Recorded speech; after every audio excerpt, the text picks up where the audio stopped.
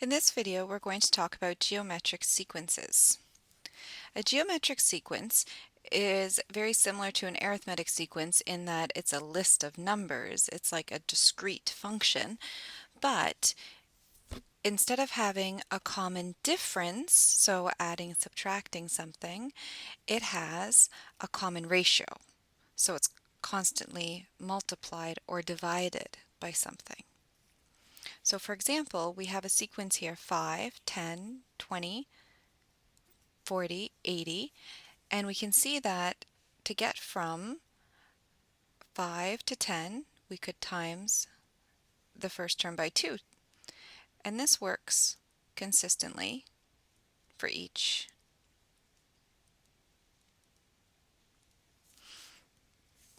So we have a first value of 5,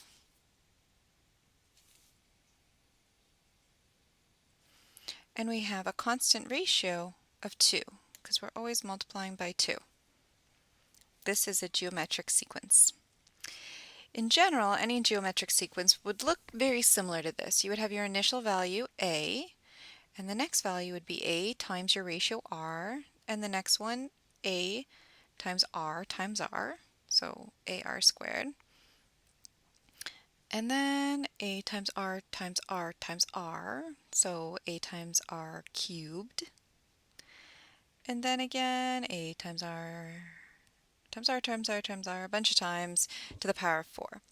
If you notice, in terms of sequences, in terms of the term number, that first one was T1, and then we had T2, and then we had T3, and then we had T4, and then we had T5. Notice that the term number is always one more than the exponent on that constant ratio. That's going to help us make an equation. So we can see here that we have T5 is equal to AR to the power of 4. And it continues like this over and over again.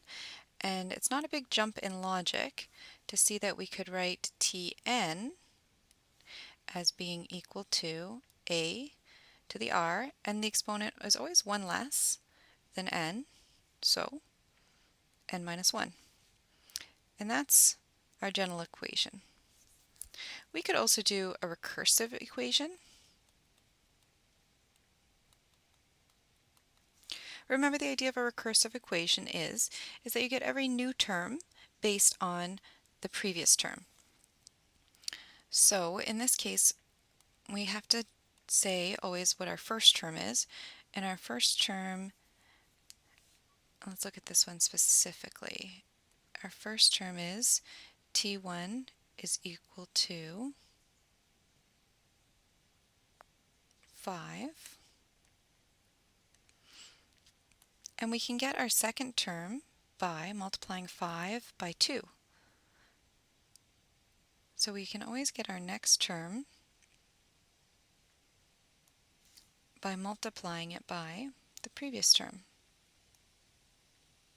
So Tn plus 1 is equal to 2 times Tn, 2 times the previous one. It would be completely equivalent to write this as Tn is equal to 2 times Tn minus 1. I personally prefer to write it this way because we're defining n as being 1, 2, 3, and so on. So I'd like to be able to say that I can set n equal to 1. That gives me T2, and T2 is equal to 2 times T1. Whereas this version here, which is similar to the textbook, T1 is equal to 2 times Tn minus 1. Well, Tn minus 1 is T0. T0 doesn't exist. So anyway, I prefer the one above, but they're equivalent. You could just use the second one and know that it starts at T2. So the general recursive formula would be very similar to this. So we always say what our first term is, so we know our starting point. And after that, we can find every new bigger term by taking the previous one and multiplying it by what we're multiplying by, the common ratio. And that's our general recursive formula. State the initial value, and then find your next value, always by multiplying the previous term by r. Okay, let's find the general term for the sequence above, 5, 10, 20, 40, 80. So we have Tn, just get rid of some space here.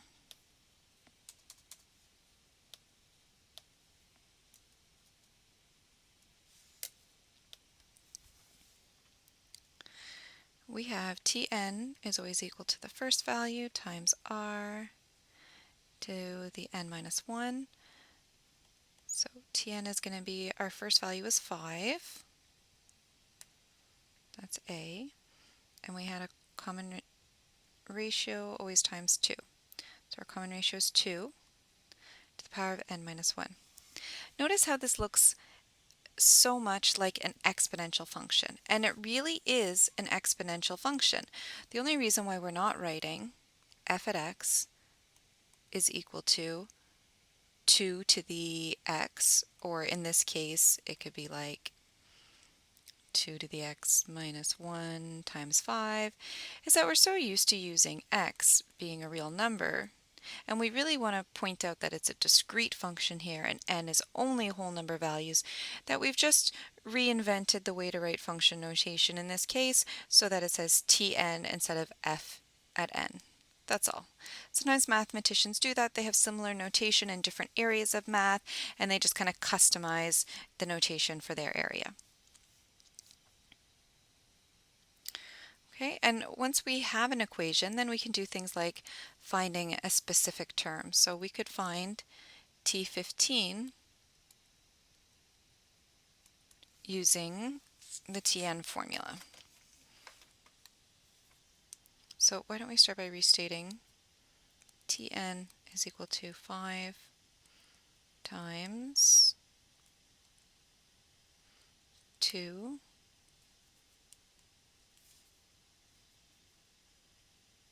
to the n minus 1.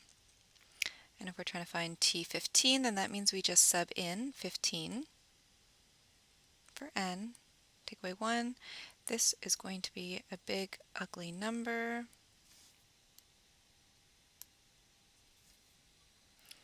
2 to the power of 14.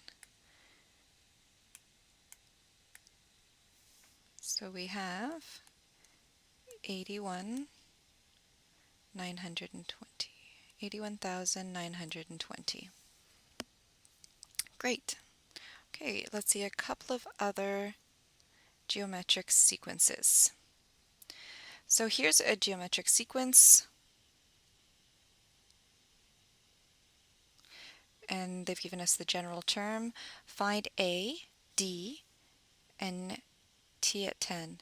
So A is equal to the first term, and it's always here for A. So we know immediately that A is equal to minus 4. We could also sub in 1 for n, and we would get the same thing, minus 3 to the power of 1 minus 1, and that would give us minus 4 times minus 3 to the 0. And remember, it's very similar to having a y-intercept when we worked with functions, because that minus 1, and we're just left with 4. So that's our initial value. What is our d? Well, we know just from reading right from the function that, oh, this is a bad question. We're working on ratios, common ratios, not d. So we know that the base of that exponential function is our common ratio. It's what we're multiplying it by every time. Just like in exponential functions, the base is what you multiply by every time. So we can read it right off of the general term equation. If we're not convinced and we want to be very, very sure that we're doing everything correctly, we could also find T2 and then take the ratio of the two. So minus 4. So we're going to sub in 2 for n.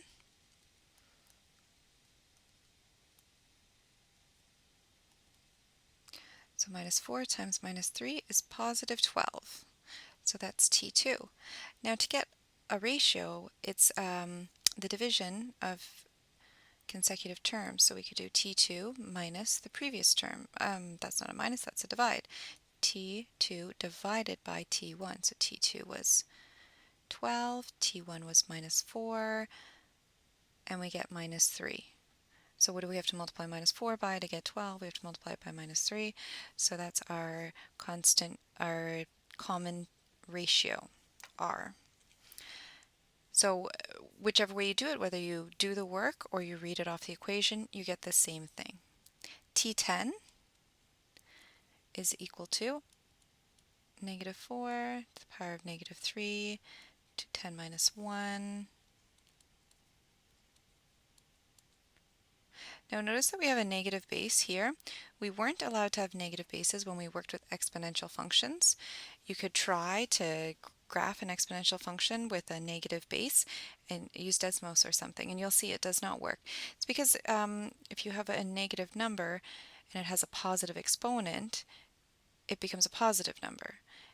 Sorry, an even exponent becomes a positive number. But when it has an odd exponent, it will be a negative number. So your function ends up jumping above and below the x-axis, and that's just not possible if it's continuous. But in this case, it's discrete, so it's fine that one value's a big positive one, next one's a little negative one. That's okay because it's discrete. So we need a calculator. I'm going to be very careful with my brackets. Oh, the negative didn't work.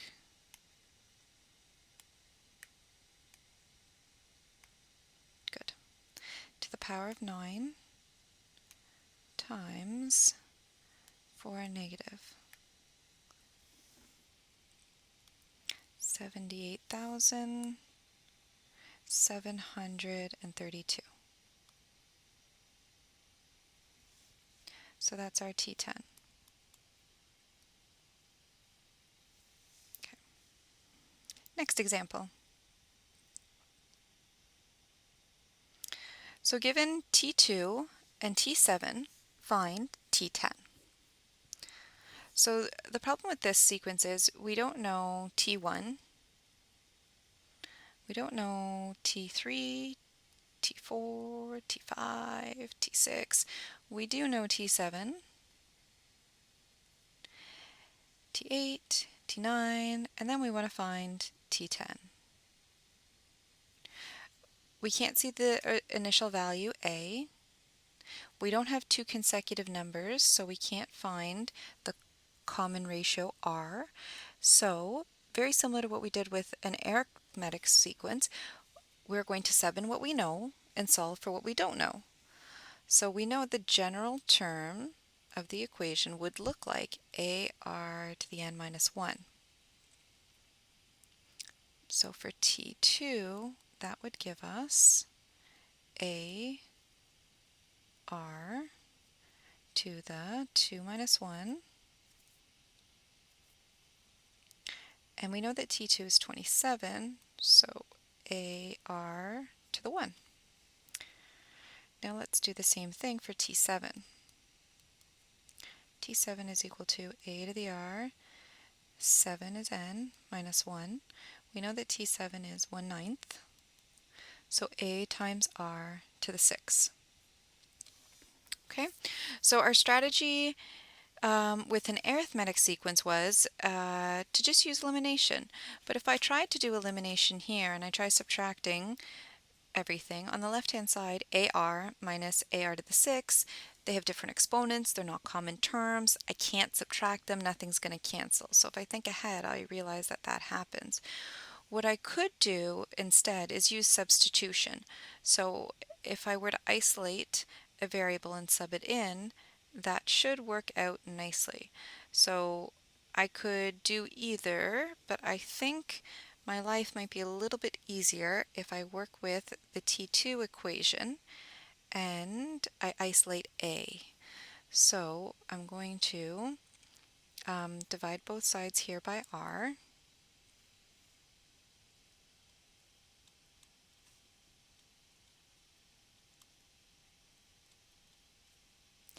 And call this equation 1, call this equation 2, and I'm going to sub 1 into 2. So I have 1/9, and now for the A value, I have 27 over R, and R to the 6th. Here's where our work with exponential laws comes in handy again. So in the denominator I have r to the power of 1. In the numerator I have r to the power of 6. So they're going to do some canceling and I'll be left with just r to the power of 5. So I have 1 over 9 is equal to 27 r to the 5. Now I can divide both sides by 27.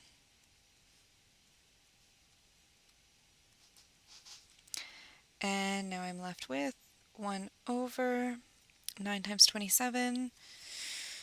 Maybe that one's like 243. 27 times 9, 243 is equal to r to the power of 5. So now I'm going to take the fifth root of both sides to get rid of that power of 5 and isolate my r.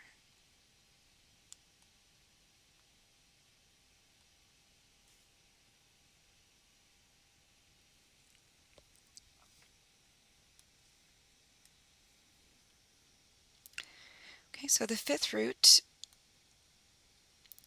of 1 is just 1, so I really just want to know the fifth root of 243. So one thing I could think of here is if I could get something to be to the power of 5, then it will cancel with the fifth root, or I could just type it into my calculator. Now I'm pretty sure that this was going to work out nice. I had 27 times 9. 27 is 3 times 3 times 3, and 9 is 3 times 3. So I actually already know that it's 3 to the power of 5. So I could do this, and I know that the fifth root's the opposite of the power of 5, and that'll cancel, and I'll just be left with 1/3. But if you were a little bit less confident, you could take your 243 and you could do the nth root of, now this is going to do the 243rd root, so I need to clear it. I want the fifth root of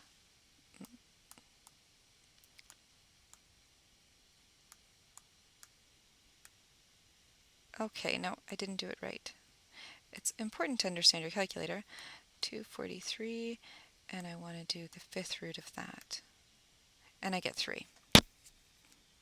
Notice though, since I had a sense of the number I was expecting, when I got 1.003, I knew it was wrong. So it's good to be able to do an estimate.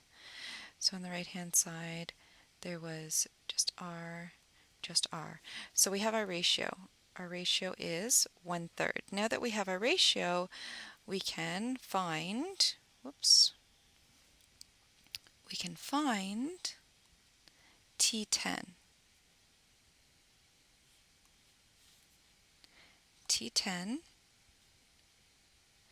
is equal to A to the times R to the n minus 1. So I lied a little bit, and we don't actually have A yet. So I think the best strategy here to find A would be to sub in the R value into one of the previous equations, maybe that nice T2 equation, and go from there. I can also see in this situation that the A value, when I wrote out the sequence here at the top, the A value here is going to be 3 times bigger, because every time I have a ratio of 1/3, so 1/3 of something equals 27, so that first term would be 3 times 27. But let's just write it out like suppose it wasn't so easy to work backwards to find a. So let's find a. We're going to use that T2 equation. It's really nice at this point here. So let's take the equation from here. So first we need to find a. We're going to use 1. 27 over r is equal to a. We know r.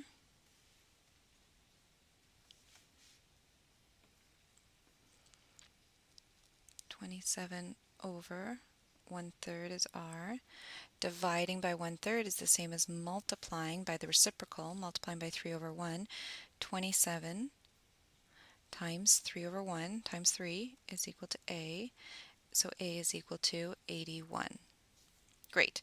So now we have everything to find T10. So we can finally write T10 is equal to 81 times 1/3 n, and I can sub in what I know for n, 10 minus 1, and this is 81 times 1/3 to the power of 9. I could do like a little bit of exponent laws here to simplify. 81 is 3 to the power of something. 3 times 3 is 9, times 3 is 27, times 3 is 81. So this is 3 to the 4 times 1 over 3 to the 9. So we're only going to be left with 1 over 3 to the 5. And then we saw earlier that 3 to the 5 was 243. So this must be 1 over 243. If you're not that confident working with exponent laws, or you just don't want to make a silly mistake on a test or something, it doesn't hurt to take a moment and plug it into the calculator. But it's good to also know your exponent laws. So 3 to the power of 5, 243. Great. And we could have done that from the very first line, 81 times 1 over 3 to the power of 9, but sometimes it's easier to simplify.